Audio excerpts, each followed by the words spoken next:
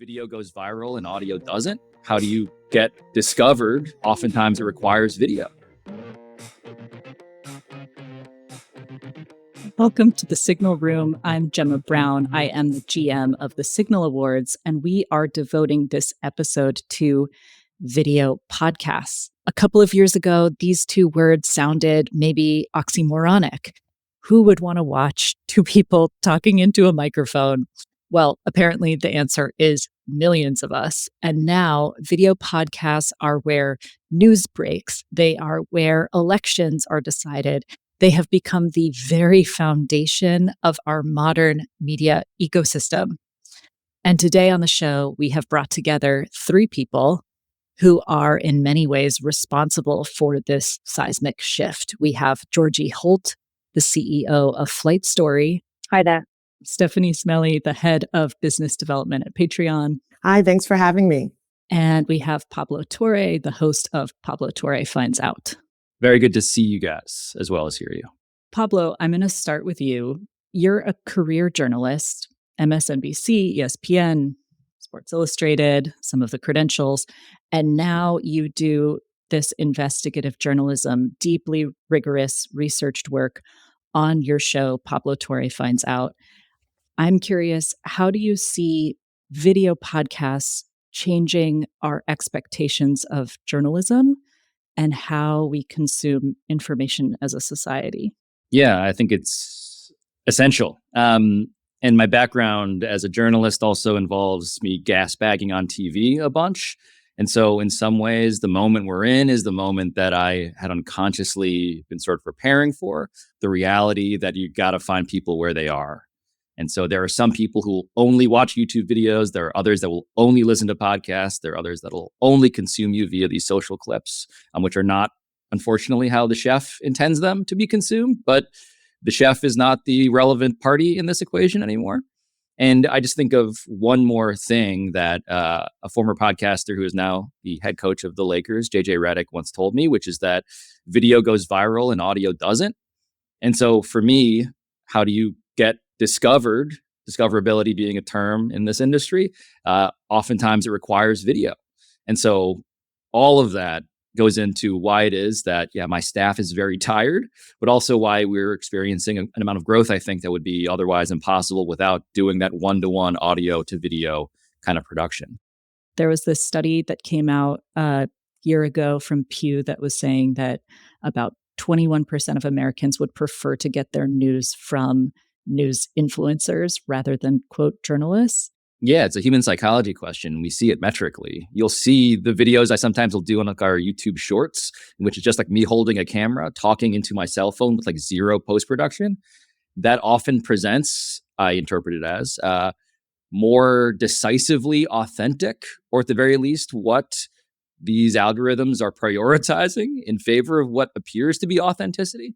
And so I don't fight it, but it is psychologically true that whoever performs authenticity in this era of institutional distrust, I think gets to bend the ear, or to torture the metaphor, the eyeballs of the customer, of the consumer, who otherwise may not be open to journalism, reporting information, news being presented in what feels like these very conventional old school ways. And so absolutely, I experience it. And I don't fight it. I just acknowledge that that's how you got to sort of strategize.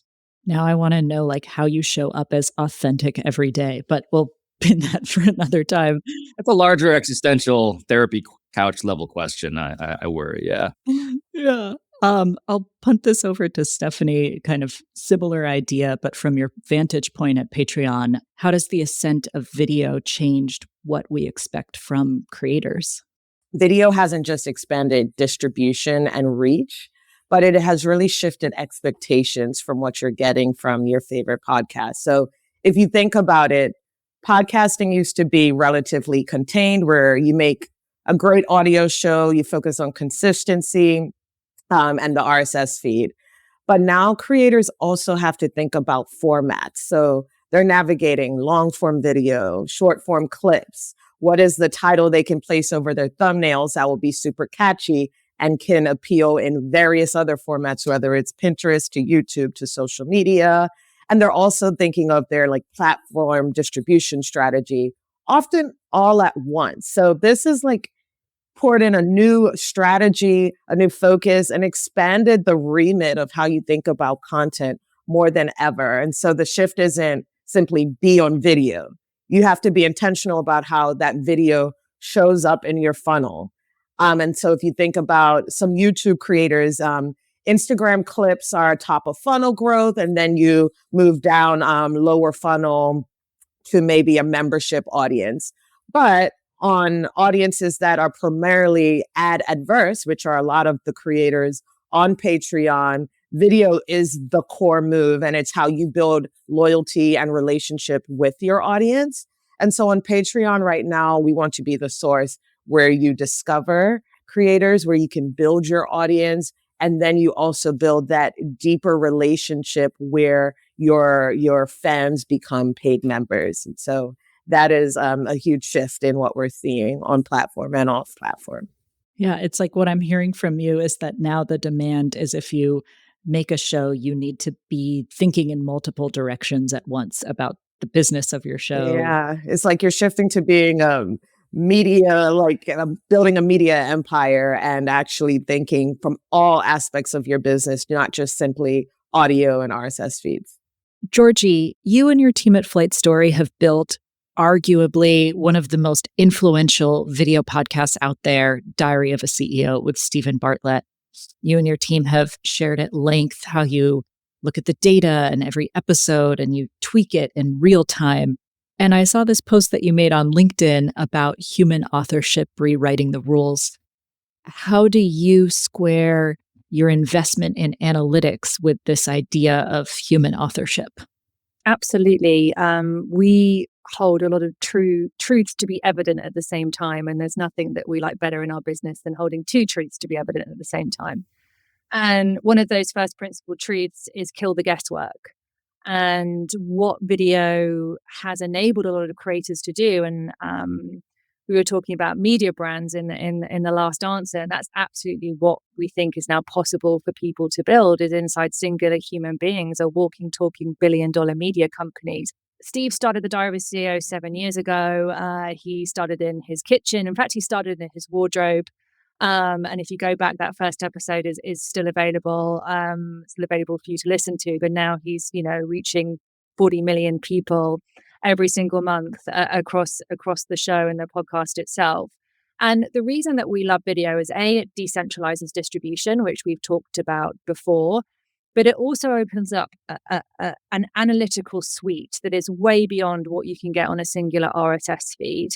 And those analytics can become something that really allows you to understand the interest economics around your IP and the attention economics, but the interest economics around your IP. And if you are obsessed with creating for your primary customer, which is your audience, which is the people that you intend to reach with the message that you are creating for them, with the stories you want to tell, you have to have a deep level of passion for their interest economics, because right now they are overwhelmed with content that is trying to buy for their attention. So I have a first principle belief that we are going to build some of the biggest media brands in the world out of singular human IP.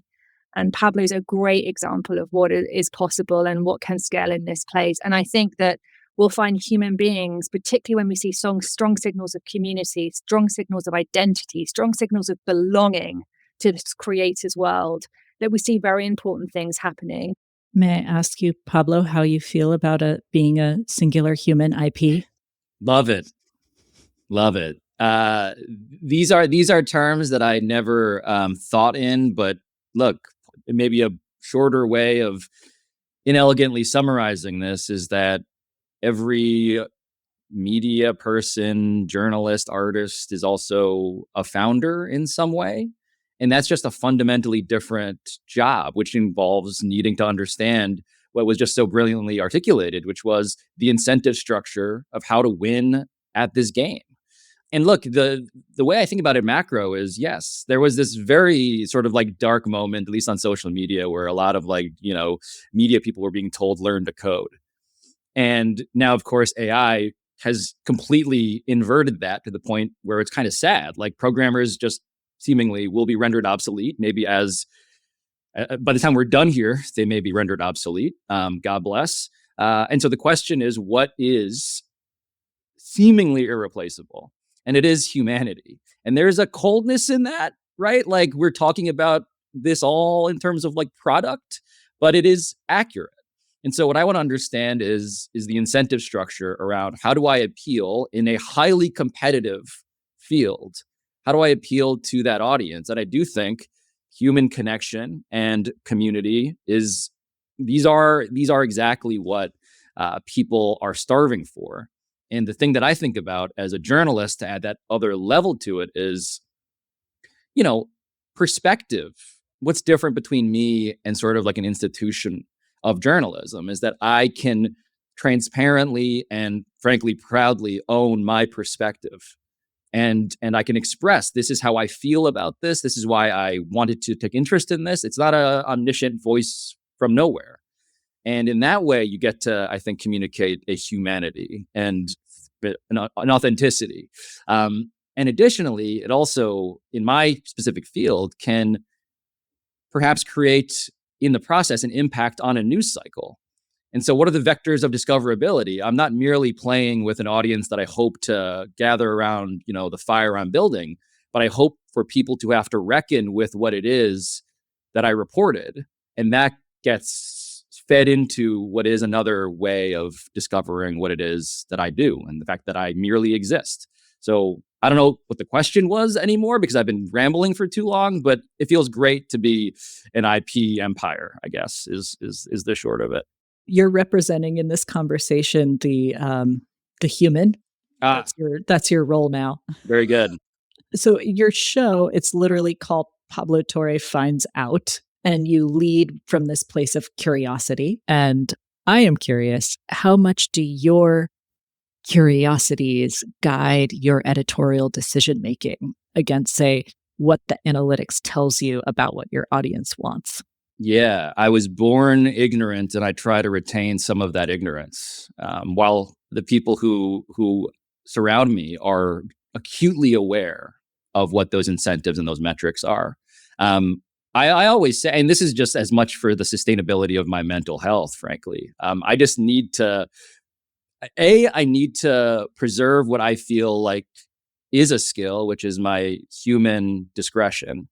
And that is born out of a very real, sincere curiosity. Like, do I find this interesting or not? This is sort of like the skill in a previous era that would have belonged to a magazine editor, which is a compliment I pay as somebody who came up through magazines, right? You open an episode, you open an issue, and you have no idea what's going to be in there. But you trust that someone will deliver something of value to you on the other side and maybe even surprise you. And so I love sort of being insulated from the algorithm in that regard. At the same time, I need this to be something that works in this competitive landscape. You can sort of feel yourself tracking because, again, the point that was just raised about how the data is so much more granular on video, right? You get to see when people stop listening, stop watching you. And you get to decide to be offended or not.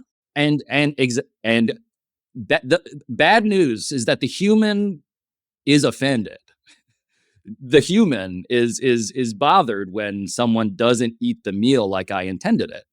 But I also at some point need to know if I'm getting a lot of reviews that the meal is bad in so many words, right? So it's navigating a feedback loop. And so short answer, partially aware, never fully, but I need to be told when I'm onto something or the opposite.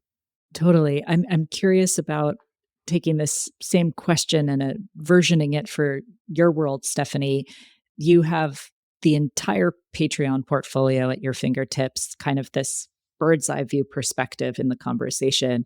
What are some of the editorial trends that you're seeing? Like, what do the people want the chef to be laying down in front of them right now? I think within podcasting specifically, we're consistently seeing strong performances in categories that you can imagine, like pop culture and comedy, lifestyle and hobbies, education and information. And I really think it's because these genres translate really well to video because it's personality driven, it's conversation led, it's community oriented. Some of the things that make a video human, which is what Pablo touched on. But I would say actually in terms of formats, another one that is really doing well is live. And I think it's because it takes that humanity up a notch where it's now a two-way conversation. You feel one step closer to the talent on the video because you're able to hear community moments in real time. You're able to oftentimes deliver questions and create that like best friend in your car seat feel that you used to get from the radio.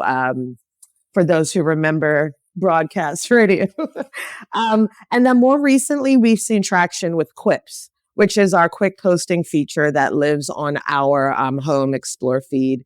And it allows creators to do a very low effort option of just posting clips, even just like selfies, quick messages, quick videos that are distributed even beyond their paid community to the rest of our feed as well. And that really aids in discovery and giving new audience a sample of what their content could be about. So I think it's really not about our video podcast winning. It's about creators getting more sophisticated with how they package and distribute their content. So is the goal discovery? Is it retention, or is it deepening that community, and let that dictate your video format strategy? We're going to take a quick pause and we will be back after this message. This podcast is brought to you by Wistia, but actually it's brought to you by Wistia because I am recording right now using their video platform, which helps teams like mine create, host, and analyze videos and webinars all in one place. So as podcasting shifts to video, Wistia makes it easy to manage and to grow your podcast because you can record and upload episodes, you can create a dedicated podcast homepage, you can even automatically generate transcripts and then distribute your show wherever your audience listens, like Apple Podcasts and Spotify. And with detailed show and episode level analytics, you can see exactly how your show is performing, which is mission critical in this day and age. Everything on Wistia works together in one place so you can use fewer tools, focus more on creating, less work, more plays. Get started at wistia.com/signalroom. I'm curious, Georgie, as you're listening into this, if video podcasts are the sandbox, where are you seeing your audience perk up, pay attention? I guess the question is like, what's working, what's succeeding, and also maybe what surprised you? I'll go back to how we kind of see that data in our decisioning. It's another person in the room with the humans making choices, and it isn't the thing dictating, but it's certainly directional. So we built a tool called Guest Radar to really help us kill the guesswork in this area.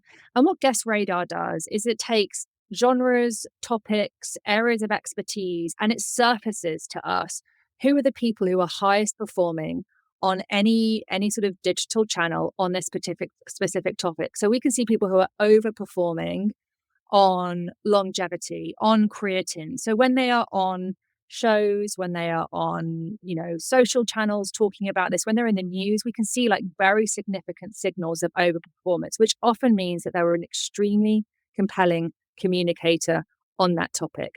And that often means that they can make it very accessible for people. So we have a tool now that is telling us who to book. So it isn't us deciding. So it's very, very agnostic in terms of political view. It's very agnostic in terms of who we should be getting on. So it's purely, are these people the world class at what they're talking about? So that is a huge piece of how data and tooling and technology has enabled us to produce exceptional content for this audience. The final piece is the host, the creator, interested in this topic that we found is very, very influential right now, in this person who's the world-class expert on this topic. Are they interested in sitting down with this person for 5 hours to have an extremely extended, long-form conversation about this topic? Because it matters so much. The host's interest is another major validation in, whether this episode or topic or show is going to perform well. We've all listened to shows or watched shows that you think, I don't think you're really interested in this topic, and I can tell as a participant in this program. So are they interested? Because they are going to have to read a 20 to 30 page research brief before they sit down. They're going to have to be prepared with a line of questioning that is going to help the algorithm better understand this topic as well, because we really think about how to structure these episodes in terms of algorithmic editing. So we find out a lot as we kind of produce in pre-production and the research and in post-production about what's working. Some things still surprise you, and that's why this is still so fun. When was the last time you were really surprised by something in the data? There was a show called Super Nanny in the UK. I don't know whether it translated into the US, but she was a brilliant television host who talked about helping parents, help their children manage the world well. And, a lot of it was about discipline and making sure that they understood rules and regulate. And it was an iconic show about 20 years ago. And she was booked as a guest, and the team were telling me, these signals are really strong about her. And I was just thinking, I don't know whether she's been out of the loop for a little bit, maybe she's not as well known. And it's been our best performing video of all time. So I was wrong and I loved it. And there's nothing I love better than being proved wrong. Failure is a religion in our business. We encourage people to fail all the time. We have a department called Failure and Experimentation. We have a head of failure in our business. So we're obsessed with failure.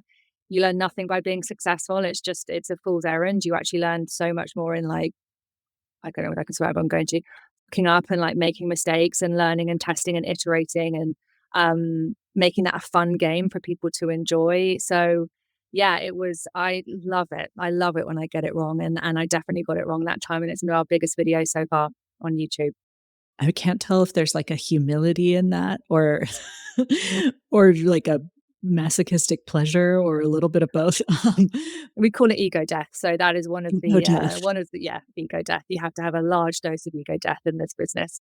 Pablo, would you ever use this guest booking tool? Would you outsource your booking to the algo? I would be fascinated to know what that tool suggests. I will say that for better and for worse, I'm pretty artisanal, to torture the restaurant metaphor. Yeah, keep going. No, it's just I come to this, and look, I've existed since I've existed. I'm also now synonymous with the show. I was born in September of 2023. And so I relied on my network of friends and experts and my professional background in journalism to book shows. And God knows that there are lots of case studies where I'm like, man, I wish we had optimized this. We had cranked the optimization up because not enough people saw it. And so to the extent that there is a way to be better at having the things I am proud of consumed, I always want to know what that person in the room would say. I am, though, somebody for whom, I think taste is a differentiator. I'll also point out that the greatest successes I've had so far in our show's young existence have been pretty experimental and totally not supported by anything resembling a mass of data that already existed. And I'll just give you one brief example, which is on paper, or rather on video, it doesn't seem very interesting to look at court filings and documents because that seems very dry. And so what I did was I learned a lesson from YouTube, from another creator I kind of perversely admire, which is this kid Ryan of Ryan's Toys. And I go on and on about this kid Ryan because when I first saw it, I was like, this is deeply dystopian. Here is a small child opening gifts in front of a camera, and millions upon millions of people watch it, and he gets paid millions upon millions of dollars. And I'm like, what about unboxing toys? Again, speaks to the human psychology that everyone's trying to suss out and dissect. And I made peace with the fact that there is some level of vicarious enjoyment, an authentic surprise. I get to feel like this kid, or kids get to feel like this kid who is getting to see what's inside of the box, the most ancient human thing, what's in the vault, what's inside the box, right? And there's a toy, and you watch him play with it, and it's so popular, right? Even if it feels dark to me. And so the entire sort of premise of how I do journalism on YouTube is what if we were unboxing journalism? What if inside of these folders, these dossiers that I didn't let my guests see, what if inside of the box was a very important document that I would walk you up to so that you understood the stakes of it? And then when you saw it, it actually meant something. You got to have fun with it and you got to spontaneously react to it.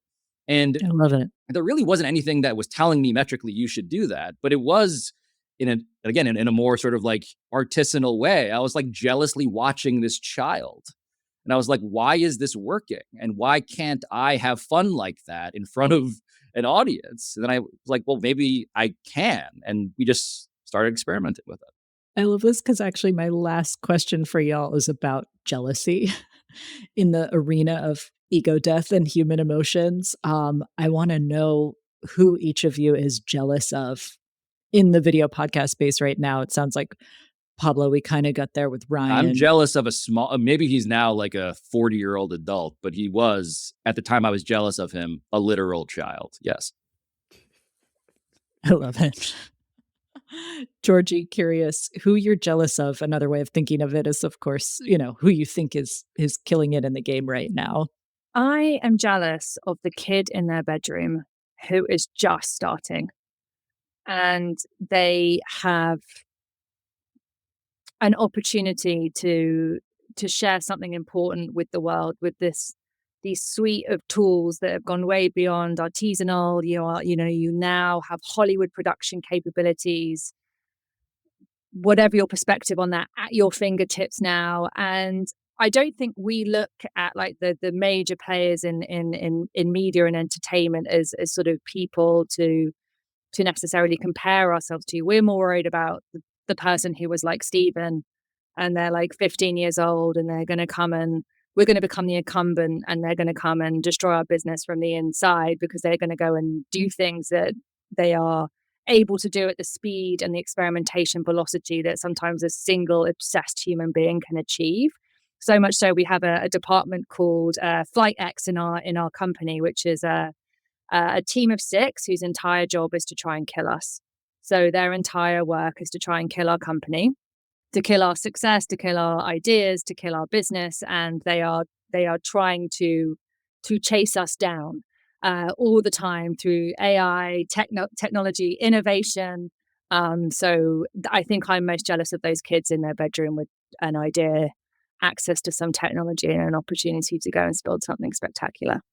I like this thin line that it's like jealous or threatened by, or a little bit of both. Stephanie, your turn.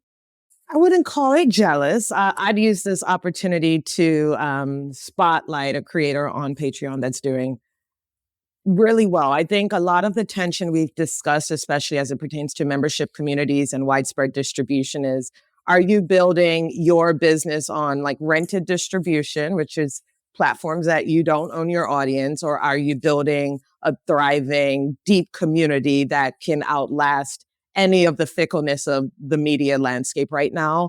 And I think that there's nothing wrong with either path. What I really like are the people that can do both.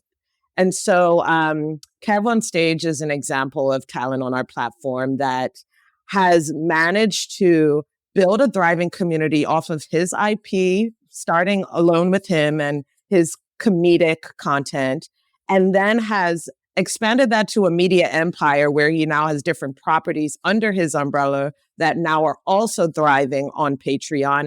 But now I think the interesting shift is legacy platforms like a Tubi, for example, are now having this shift towards bringing creator content. So it has now this full circle moment where now comedians and also other podcasters that have thrived with their membership communities on platforms like Patreon are now giving the opportunities to enter traditional landscapes and be on broadcast TV and thrive that way. So the talent, the comedians, the podcasters that have found a balance between owning your audience and building a thriving community, but have also now thrived in legacy media, I think are killing it.